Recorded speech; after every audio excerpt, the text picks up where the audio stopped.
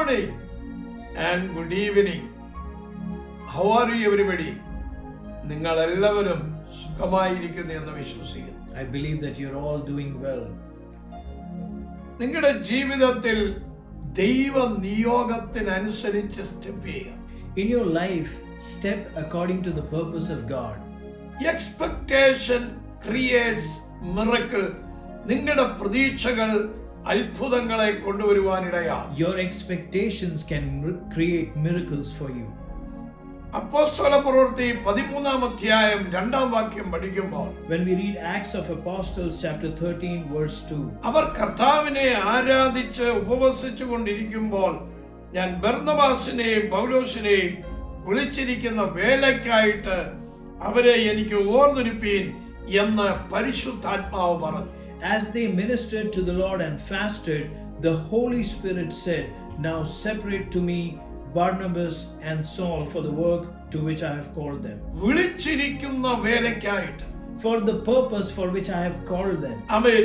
ദൈവം എന്ത് പരിശുദ്ധാത്മാവിൽ അവരോട് സംസാരിച്ചോ അവർ അതനുസരിച്ചപ്പോൾ അസാധാരണമായ വ്യക്തികൾ ദൈവരാജ്യത്തിനു വേണ്ടി പുറത്തു വരുവാൻ കാരണമായി. When they obeyed what the Lord through His Holy Spirit spoke to them, when they obeyed that, they saw supernatural work of the Lord. ഈ വചനം കേട്ടുകൊണ്ടിരിക്കുമ്പോൾ നിങ്ങൾ പ്രാർത്ഥിച്ചു കൊണ്ടിരിക്കുന്ന ചില വിഷയത്തിൽ ദൈവ നിയോഗത്താൽ ചിലരെ കൈവച്ച് വേർതിരിക്കുക മാത്രമല്ല, ദൈവ നിയോഗത്താൽ എടുക്കുന്ന ചില സ്റ്റെപ്പുകൾ അസാധാരണമായ ബ്രേക്ക് ത്രൂ ആയി ദൈവം മാറ്റാൻ പോകുകയാണ്. As you're hearing this word, by the leading of the Holy Spirit, as you take the steps forward, you are going to see great deliverance coming your way. എന്ത് ചെയ്യണമെന്നൊരു ലീഡിംഗ് ഇല്ലാതിരിക്കുന്ന ചില വിഷയത്തിൽ ആത്മാവ് നിങ്ങൾക്ക് leading തരാൻ പോവുകയാണ്. If you are in the midst of a situation where you don't know what to do next, the Holy Spirit is going to give you the leading. ആ ചെറിയ ഒരു പ്രാർത്ഥനാ ഗ്രൂപ്പിനകത്ത്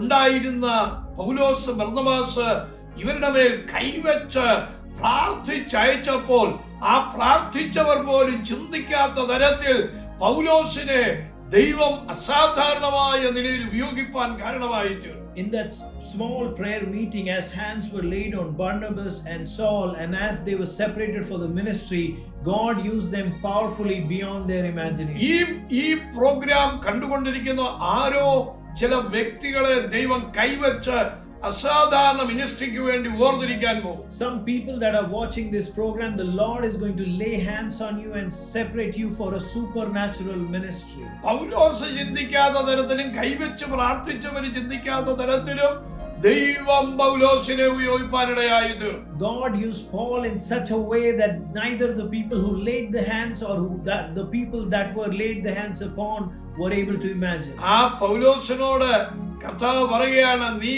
യെരുശലേമിൽ പ്രസംഗിച്ചതുപോലെ റോമിലും നീ പ്രസംഗിക്കും. To the same Paul, the Lord says, as you preached in Jerusalem, you will testify of me in Rome. ആമേൻ, ആമേൻ. പൗലോസ് മരിക്കും, അവനെ കൊന്നുകളയും. പക്ഷേ സ്വർഗത്തിലെ ദൈവം പറഞ്ഞത്, നീ യെരുശലേമിൽ പ്രസംഗിച്ചതുപോലെ റോമിലും പ്രസംഗിക്കാൻ പോകുന്നു. They said Paul will perish and he will die, but the Lord said, as he testified of him in Jerusalem, he will in Rome as well. എന്നെ ശ്രദ്ധിക്കുന്ന ആരോ നിങ്ങളുടെ ജീവിതം തീർന്നു എന്ന് പറഞ്ഞിരിക്കുമ്പോൾ, ഇല്ല, നിങ്ങളെ കൊണ്ട് പറഞ്ഞ ചില പ്രോമിസസ് ഉണ്ട്, ചില രാജ്യങ്ങളുടെ ബ്ലെസ്സിംഗ് ഉണ്ട്, ഇതെല്ലാം ദൈവം ചെയ്യിക്കാൻ പോകുന്നു. Someone listening to me is thinking that their life is over and it's all finished, but no, God has a purpose for you and he will do great things for you. പൗലോസ് യെരുശലേമിൽ പ്രസംഗിച്ചു, റോമിൽ പ്രസംഗിക്കും എന്ന് പറഞ്ഞാൽ അതിന്റെ അർത്ഥം കഷ്ടതകളില്ലെന്നല്ല,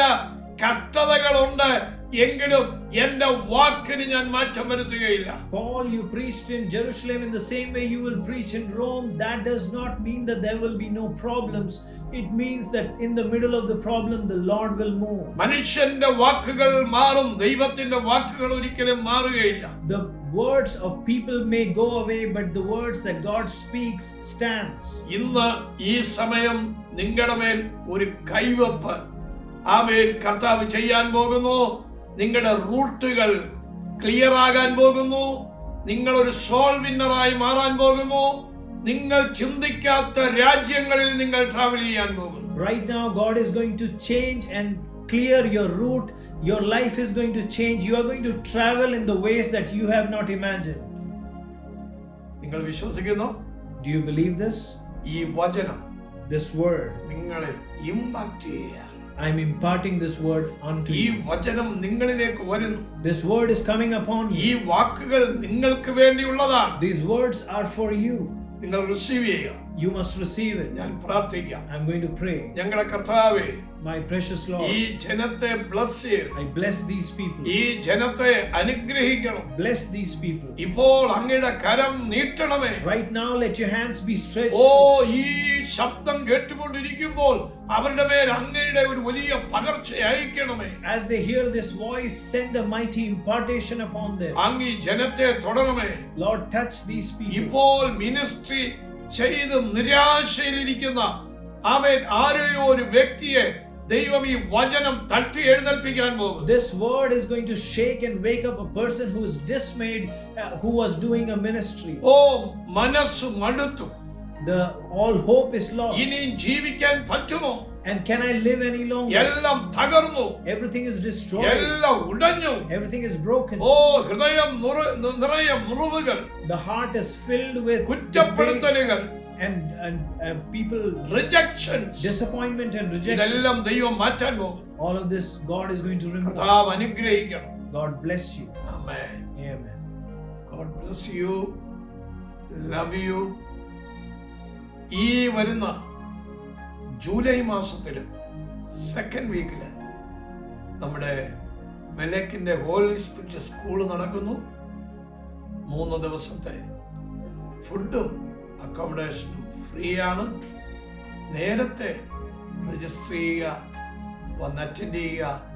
കർത്താവിന് വേണ്ടി പ്രയോജനപ്പെടാൻ ഇടയാക്കട്ടെ. God bless you. Love you. The second week of July, we are going to have our Holy Spirit classes, and accommodation and food will be free. Please come with prayer and the Lord will transform your life. God bless you. We love you.